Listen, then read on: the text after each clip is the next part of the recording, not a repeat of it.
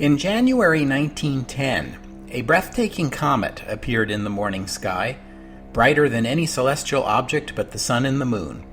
It attracted considerable attention from astronomers, but also from the newspapers and the general public, who had already been primed to expect a return of Halley's Comet this year. But this comet was not Halley's Comet. It was an unexpected rogue comet, one that showed up just 3 months before Comet Halley and upstaged the better-known comet, coming in brighter and putting on a much better show.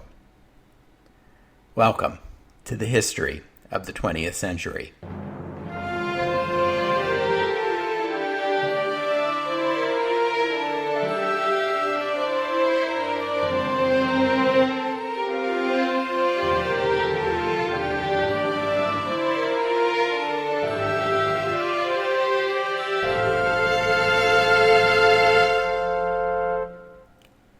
Episode 54, A Martian Odyssey.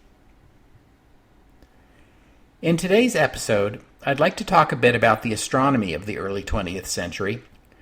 Astronomers of the day knew that the stars were distant suns like our own, and could use spectroscopes to get an idea of their chemical composition. But how stars were organized, if indeed they were organized, how they were formed and evolved, and what was their fate, these were largely mysteries in the early 20th century. Indeed, as we have seen, astronomers did not yet understand how stars generated heat and light. Within our own solar system, however, the layout of things was pretty well understood. Astronomers of the day knew that our solar system contains 8 planets, Mercury through Neptune. Observation of their orbits gives you their masses. Spectroscopy gives you some idea of what their atmospheres are made of. Astronomers knew the basic facts about asteroids, meteors, and comets, but they had a lot less observational data than we do today, partly because their equipment was less advanced, and of course, they had 100 years less data to work with than modern astronomers have. So an uncommon event, like the arrival of a comet, was exciting, because it brought with it the potential for gaining important new information. The Great January Comet of 1910 appeared in January of that year, just as the January 1910 general election was getting underway in the United Kingdom, which we discussed in episode 46. It is also known as the Daylight Comet, because it was visible in daytime, but it doesn't bear the name of its discoverer, as is the normal practice. That's because there's no consensus as to who saw it first. It appeared very suddenly in the middle of January, by which time it was already close to the sun and quite bright. The first people to notice it may have been diamond miners in the Transvaal on their way to work in the early morning hours of January 12th. They spotted it with their naked eyes. By then, it was already bright enough to be plainly visible, even though it was so close to the sun it could only be seen just before dawn. Initially, it was only visible in the southern hemisphere, which may account for its surprise appearance, since there wasn't much astronomical observation being done in the southern hemisphere at this time. The comet reached perihelion, that is, its closest approach to the sun, just days later, on January 17th. As it moved to the other side of the sun in the days that followed, it became plainly visible just after sunset in the northern hemisphere. In fact, at its peak, you could see it in daylight, and people all over the world marveled at it. By early February, it had dimmed considerably, but its tail had lengthened, so that now it stretched across 50 degrees of sky. By mid-February, it had faded from naked eye view, but, as I said, it had attracted a huge amount of public attention because it upstaged the long-expected return of the much dimmer Comet Halley, which appeared in mid-April. Comet Halley is named after the English astronomer Edmund Halley. And by the way, no one knows for certain how Halley pronounced his last name. Given the spelling, Halley seems the most likely, although it might have been Haley or even Hawley.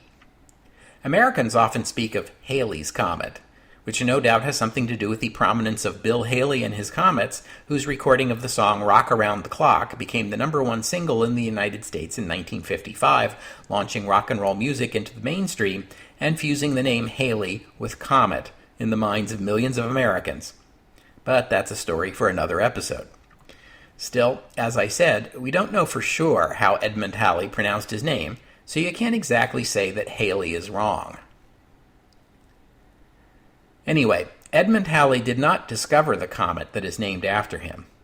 His contribution in the year 1705 was recognizing that the comets that European astronomers had observed in the years 1456, 1531, 1607, and 1682 were in fact repeated appearances of the same object, which returns every 75 years or so. Based on these observations, Halley predicted the comet would appear again in the year 1758. And although he lived to the age of 85, Halley did not survive long enough to witness his prediction confirmed.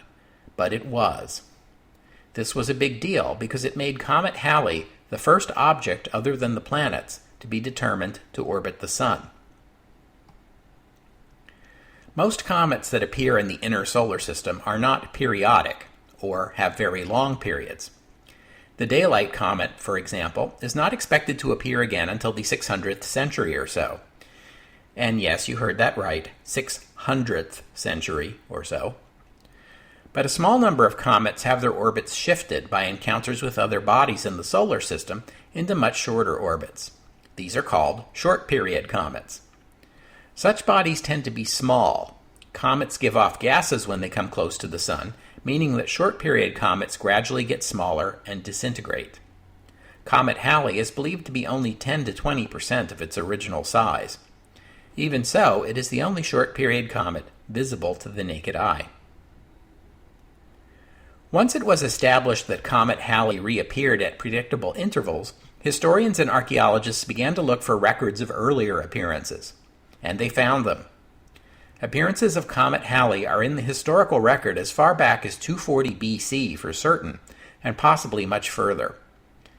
Perhaps most famously, the comet's appearance in the year 1066 was recorded in the Bayeux Tapestry, where it is presented as an ominous portent for the English King Harold II, who would be overthrown later in the year by William the Conqueror. The combination of its historical significance and its easy visibility has made Comet Halley the most famous of comets.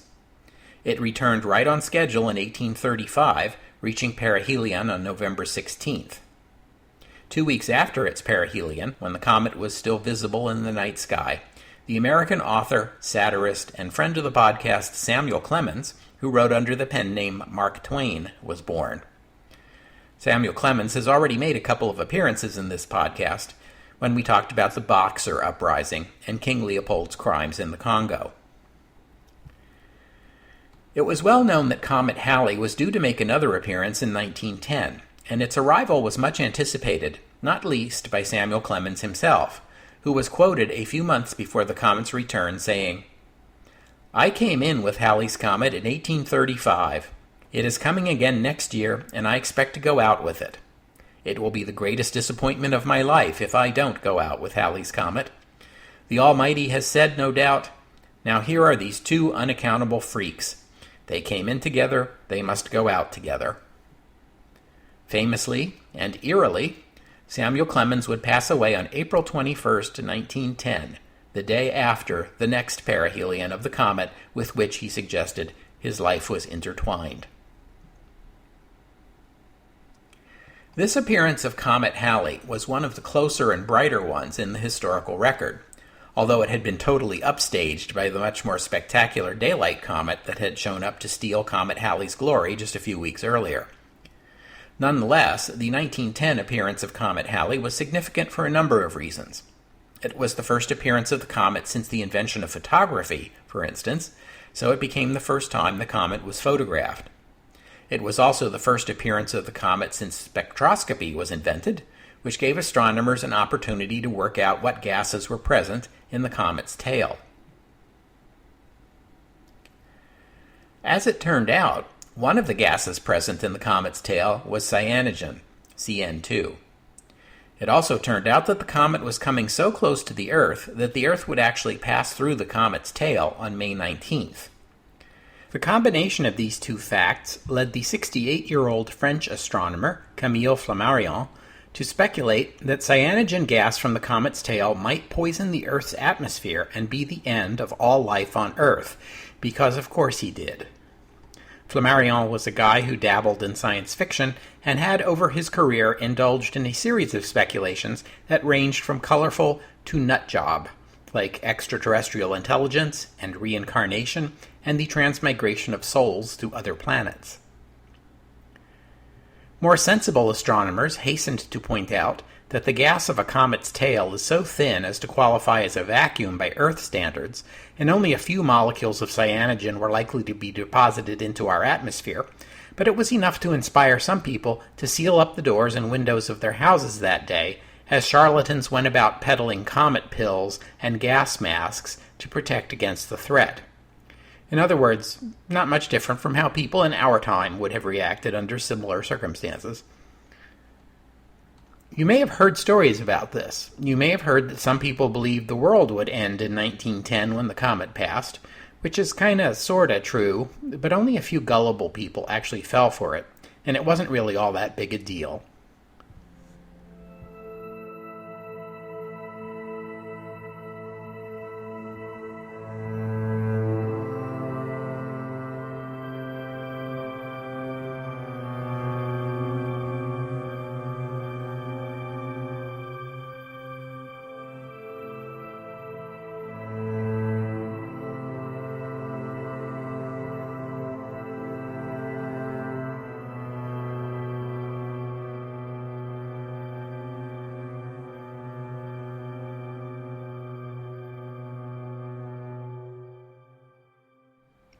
In the morning of June 30th, 1908, a huge explosion, which modern scientists estimate in the 5 to 15 megaton range, ripped through the sky in an uninhabited area of central Siberia.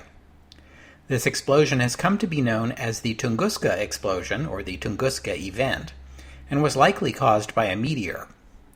If so, it was the largest and most violent meteor strike in recorded human history, and we are very, very fortunate that it happened to hit one of the most sparsely populated regions of the planet, and there were no known human casualties, although people dozens of miles away saw the flash of light, felt the heat, and were knocked off their feet by the shock wave.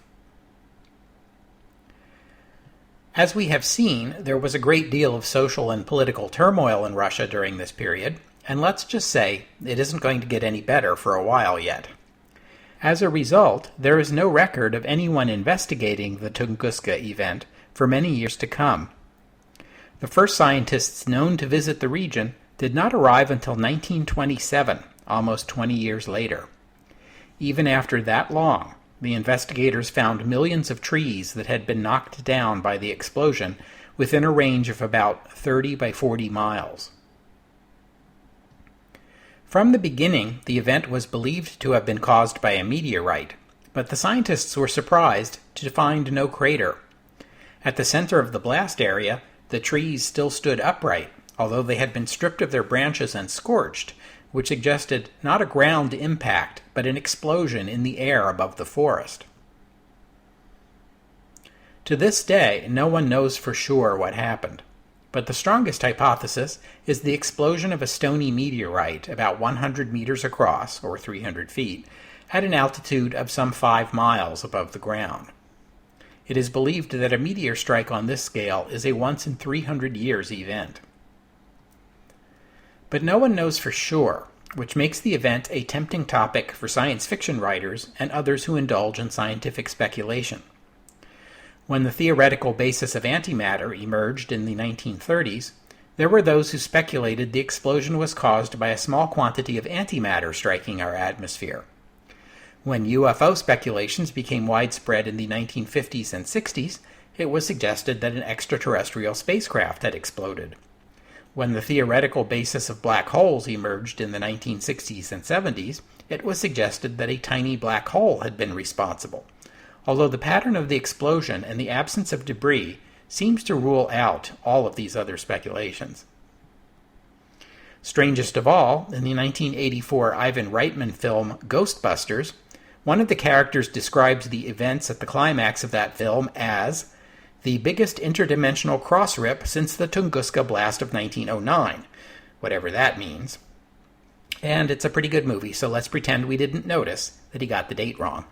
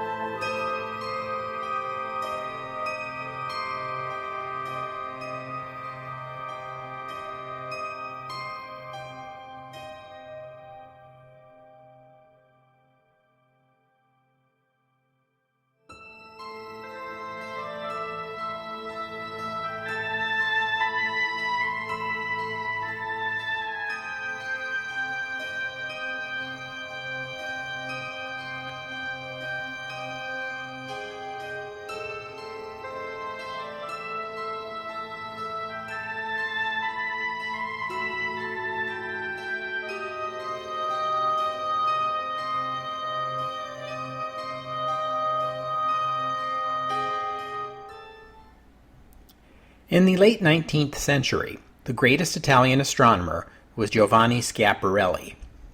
Schiaparelli spent most of his career at the Brera Observatory in Milan.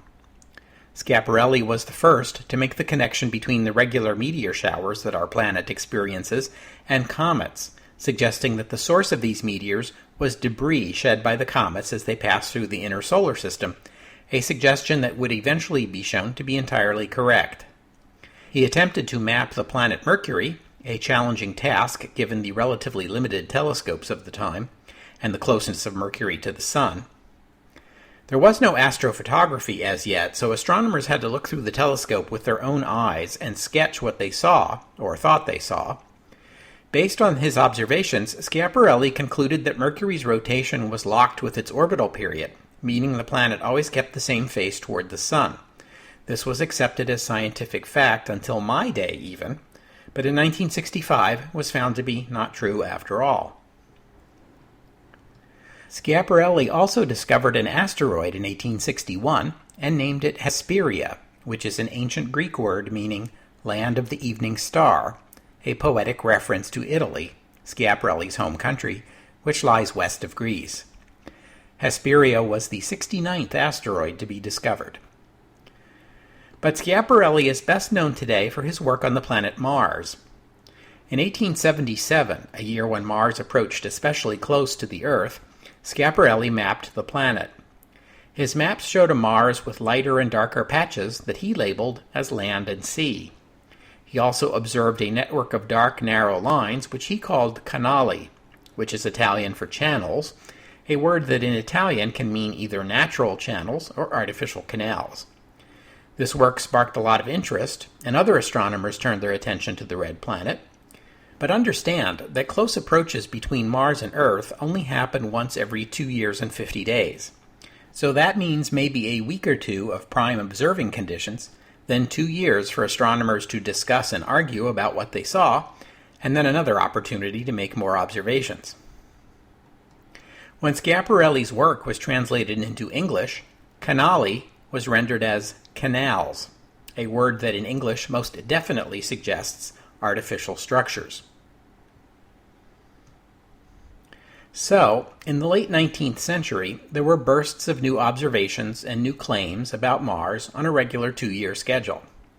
Mars and Earth came pretty close together in 1892 and 1894, and some astronomers claim to have seen seasonal changes on the Martian surface. Now, Mars has a period of rotation only slightly longer than Earth's, about 24.5 hours.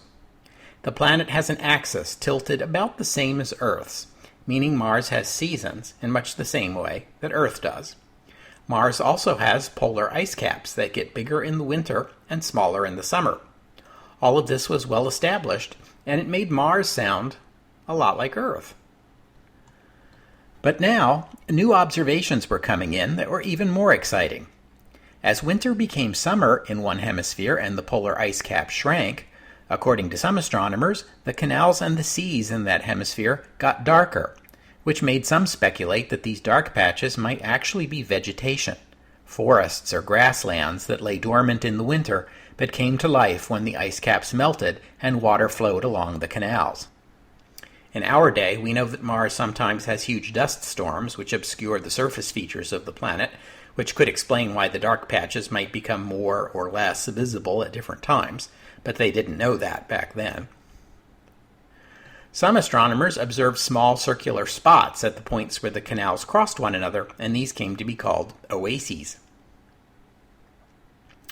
I mentioned back in episode 9 that early theories on the formation of the solar system suggested that the sun threw off material as it shrank, and this material condensed into planets, which implied that the farther a planet was from the sun, the older it was, which would suggest in turn that Mars is a lot older than the Earth. By the late 19th century, some people, even some serious astronomers like Schiaparelli, were prepared to put all these pieces together and construct an intriguing picture. Perhaps Mars was much like Earth. Perhaps life had evolved there, even intelligent life. I should emphasize that this was always a minority view among astronomers, but in the late 19th century, the fact that even a minority were prepared to take this idea seriously captured the public imagination. And no one took it all more seriously than Percival Lowell. Percival Lowell was an American, born in Cambridge, Massachusetts in 1855, scion of the wealthy and accomplished Lowell family of Boston. His brother Abbott became president of Harvard University for more than 20 years. His sister Amy was a Pulitzer Prize-winning poet. Percival himself graduated from Harvard University in 1876 with a degree in mathematics. He spent time in the Far East and wrote several books about Korea and Japan. He returned to the United States in 1892 and took up astronomy, which would be his main pursuit for the rest of his life. And he developed a particular interest in Mars, which was sparked by reading Camille Flammarion's book on the Red Planet. And yes, this is the same Camille Flammarion who will scare a few people into thinking Comet Halley is going to poison the Earth's atmosphere 18 years from now. In 1894, Lowell founded an astronomical observatory, the Lowell Observatory, on Mars Hill outside Flagstaff in the Arizona Territory. Lowell himself chose the location for its elevation, 7,200 feet above sea level, and for its distance from large population centers, making the location ideal for astronomical observation. And this was really the first astronomical observatory that was located primarily for optimum viewing rather than for the convenience of the astronomers. Lowell spent the next 15 years of his life studying and mapping the Red Planet. And his observations and claims are far bolder than anyone else, even Schiaparelli, was willing to make. Lowell observed Mars himself and produced drawings of canals that ran thousands of miles across the face of the planet in straight, sharp lines. He also claimed that from one set of observations to the next, 2 years later, he had found new canals that had not been there before, and even that some single canals had turned into double canals, in the same way that on Earth we might upgrade a single-track railroad into a double-track railroad. In the first decade of the 20th century, Lowell published 2 books in which he laid out the most detailed and comprehensive claim yet of life on Mars. He argued that Mars was not only the home of life, but intelligent life, and an advanced civilization. This was because the planet was much older than Earth, which had allowed more time for life, intelligent life, and finally civilization to develop and prosper. But as the planet grew older, Lowell suggested, it had grown drier. Liquid water was now scarce on the planet, and its inhabitants had built, and were continuing to build, an elaborate system of canals to transport water from the last remaining source on Mars, the polar ice caps, to the inhabited regions of the planet in an increasingly desperate effort to stave off their inevitable extinction. It was a compelling image, romantic even. Serious astronomers had a different reaction. To them, Percival Lowell was moving into Camille Flammarion levels of nutjobbery. Among their objections to Lowell's work was that, first, Lowell's maps of the supposed canals on Mars didn't even match Schiaparelli's. Second, no other astronomer could confirm any of this. Even astronomers who had access to more powerful telescopes than Lowell's could make out no more than some vaguely defined light and dark regions on Mars. Nothing at all like Lowell's complex drawings with their geometric precision. And so, the world of serious astronomy stopped taking Lowell seriously. As you can imagine, this was quite a letdown to Lowell, who had thought he was really onto something. Lowell never gave up believing in his theory of Mars, but by 1910 he was ready to give up studying and writing about the planet. The final blow was the death of the last serious astronomer willing to take Lowell seriously, Giovanni Schiaparelli, in July 1910 at the age of 75. And so, Lowell turned his attention away from Mars and toward other problems in astronomy. You can imagine the happy dance that the staff at Lowell Observatory did when they got the news that the boss was going off his Mars kick. The whole Mars thing was beginning to tarnish the reputations of anyone who so much as worked at Lowell's Observatory. Now the cloud was lifting, and Lowell Observatory can do respectable research again. By the way, did the boss say what project he's taking on next? Planet X. You have got to be kidding me.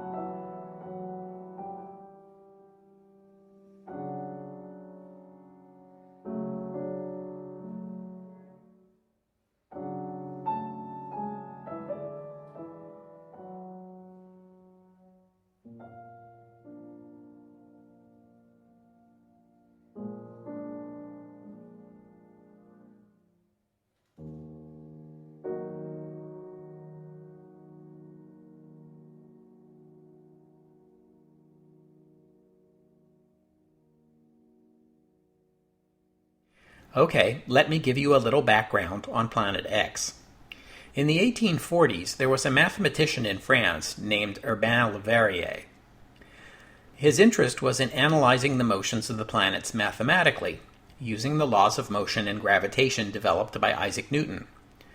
But Le Verrier noticed a problem in the orbit of the planet Uranus. Uranus was at that time the most distant planet known, and the first and only planet discovered in modern times.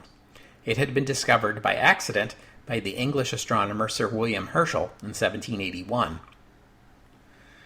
Uranus, according to Le Verrier's calculations, had been moving first a little too fast and then a little too slow. Le Verrier began to wonder if this was not evidence of gravitational pull from an unknown large planet farther out in the solar system. Le Verrier calculated where that planet would have to be and sent his work to a German astronomer, Johann Gottfried Galle. Galle received Le Verrier's letter, and that very night pointed his telescope at the spot in the sky where Le Verrier had calculated the new planet would lie, and found it, almost exactly where Le Verrier had predicted. It was named Neptune. This would become one of the great moments in the history of science. Motion and gravitation had been reduced to simple formulas, and these formulas had been used to deduce the existence of a new world. Le Verrier has been called the man who discovered a planet with the point of his pen. Almost as soon as the discovery of Neptune was announced, though, Other astronomers began arguing that Neptune alone could not explain the discrepancies and proposed there must be yet another planet beyond the orbit of Neptune. Leverrier himself scoffed at this notion. He spent the rest of his life pondering discrepancies in the orbit of Mercury and proposed that there was a small planet even closer to the Sun than Mercury, which he dubbed Vulcan, after the Roman god of fire. And after the Neptune thing, Leverrier had a lot of credibility, and many astronomers searched for Vulcan, though it was never found. Still, a planet that close to the Sun would be awfully hard to see from the Earth, since the Sun's light would tend to obscure it. Leverrier would pass away in 1877, convinced to the end that Vulcan existed. By Percival Lowell's time in 1910, Vulcan was still regarded as within the realm of possibility. And I suppose I should take care to point out that this Vulcan is no relation to the Vulcan from Star Trek. Gene Roddenberry won't even be born for another 11 years, so please put that out of your mind. But remember the non-existent planet Vulcan, because it's going to come back into the narrative in a future episode. Percival Lowell's Planet X was not Vulcan. It was the name Lowell gave for the possible undiscovered planet beyond Neptune, because, although Leverrier was having none of it, a number of astronomers during the late 19th and early 20th centuries were following his example and making mathematical predictions of a new planet. Lowell would spend the final 6 years of his life searching for Planet X, which he expected would be large enough to be visible as a disk in his telescope. He never found it. Percival Lowell died in 1916 at the age of 61, and his friends and family would attribute his demise to the twin disappointments of the rejection of his Mars studies and his failure to find Planet X. Those of you who have read ahead in the history of the 20th century know that a ninth planet will be discovered in 1930, and it will be discovered at the Lowell Observatory. But that is also a story for a future episode. For now, I'll just note the irony that Lowell Observatory actually took 2 photographs of Pluto in 1915 while Lowell was still alive, but no one recognized this at the time. Lowell was looking for a planet large enough to show a disk, while Pluto was so small that it was just a point of light, even in Lowell's telescope, and there was nothing about it to distinguish it from all the other stars in the photograph.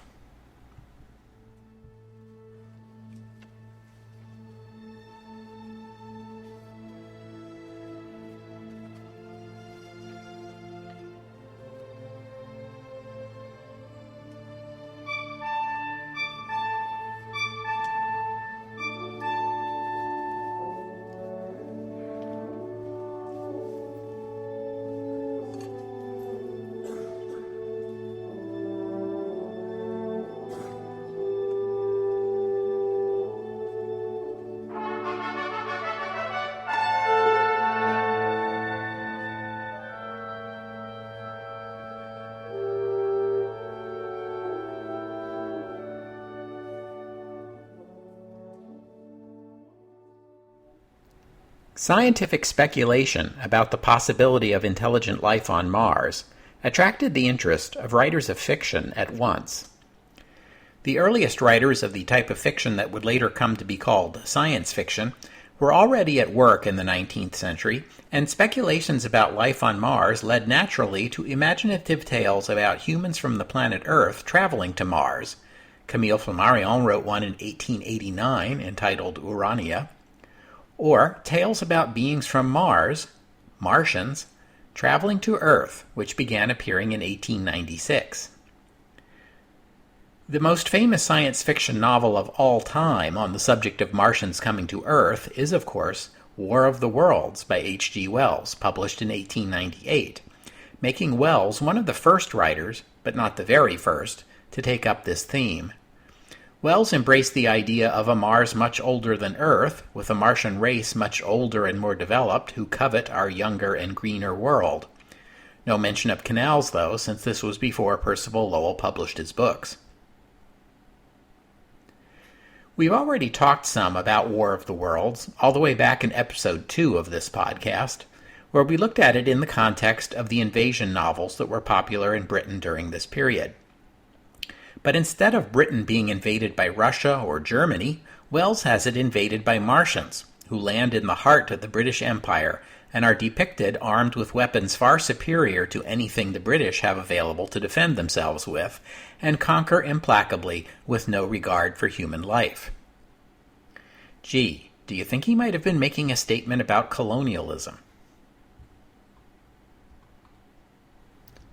So, War of the Worlds was very much in tune with other novels of the time, although Wells managed to combine an invasion story, a Martian story, and a pointed critique of colonialism into one compelling package, which is probably the reason why this book is still remembered and enjoyed in our time. Or to put it another way, H.G. Wells was a genius. But Wells was by no means the last author to write a story about Martians.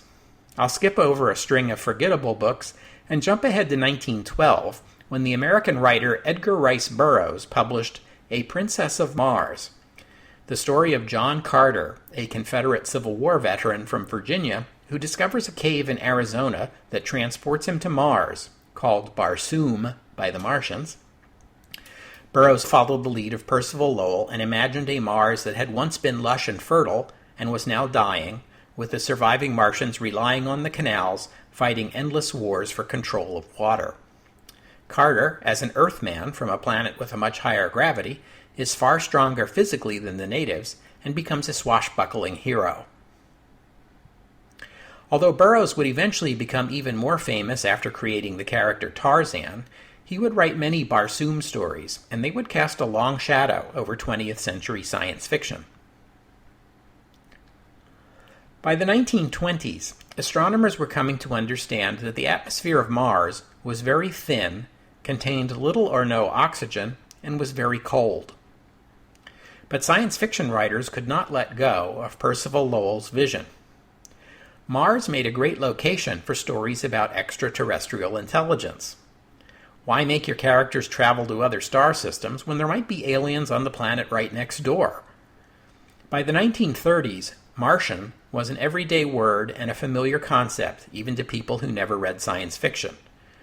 Martian was practically a synonym for alien or extraterrestrial, and was much more commonly used than either of those words. Even today, everyone knows what Martian means. How often do people use the words Venusian or Jovian? But as science made Mars appear a bleaker and bleaker place, the Martians of science fiction became progressively rarer, their civilizations farther in decline. In 1934, the American writer Stanley Weinbaum published A Martian Odyssey, a story of an explorer on a Mars thought to be dead who meets and befriends one of the last of the Martians, one of science fiction's earliest examples of a truly alien alien. In 1938, the British writer C.S. Lewis published Out of the Silent Planet, about humans traveling to Mars, called Malacandra by the natives. Out of the Silent Planet is pretty explicitly written as a reply to War of the Worlds. Lewis suggests that Martians have a lot more to fear from Earth people than the other way around. Lewis's Martians are also a dying race. Lewis explains the canals as actually deep, deep canyons at the bottom of which there can exist enough water and air pressure for living creatures to survive.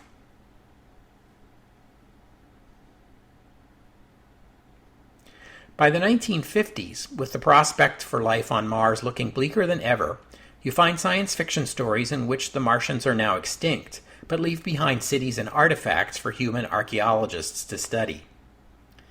But then there's American writer Ray Bradbury, who made a name for himself in science fiction by writing stories about Mars.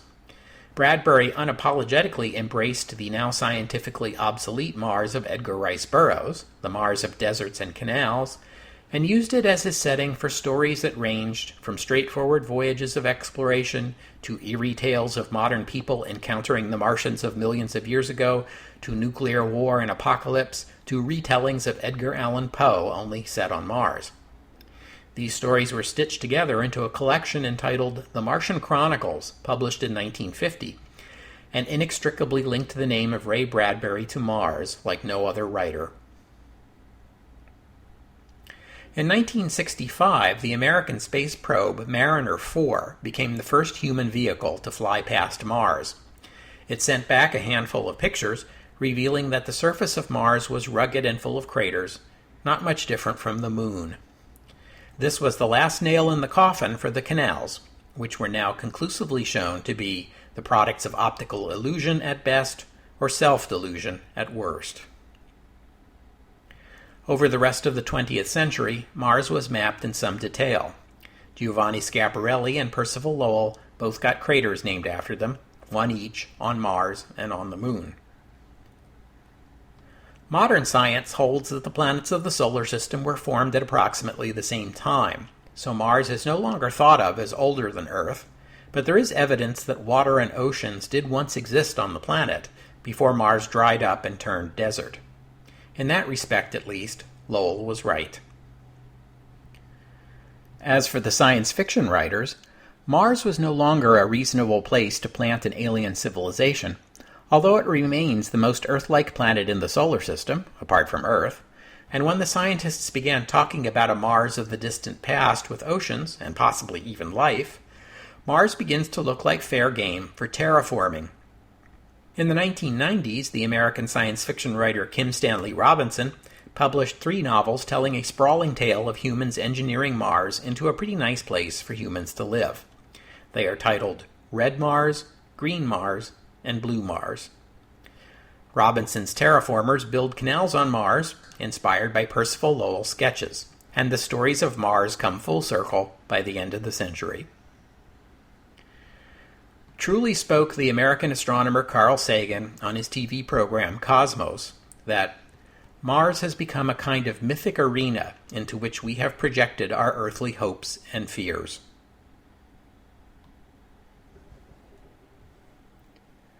We'll have to stop there for today, but I hope you'll join me next week on the history of the 20th century as we take a look at Mexico.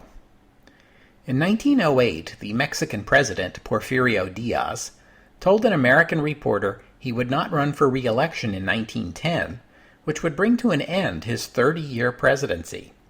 Is he serious? What next for Mexico if he is? That's next week on the history of the 20th century. Oh, and one more thing. Comet Halley passed through the inner solar system a second time in the 20th century, in 1986. Humans sent no fewer than 5 space probes to study the comet during this approach, so many that they came to be called the Halley Armada. But the comet's orbit was highly unfavorable this time around. Its perihelion was behind the Sun, as seen from the Earth, making the comet all but impossible to look at during its brightest days. It is believed to have been the least visible appearance of the comet in all of human history. While that's unfortunate, the good news is that its next appearance is predicted to be much, much better. That will come in July 2061.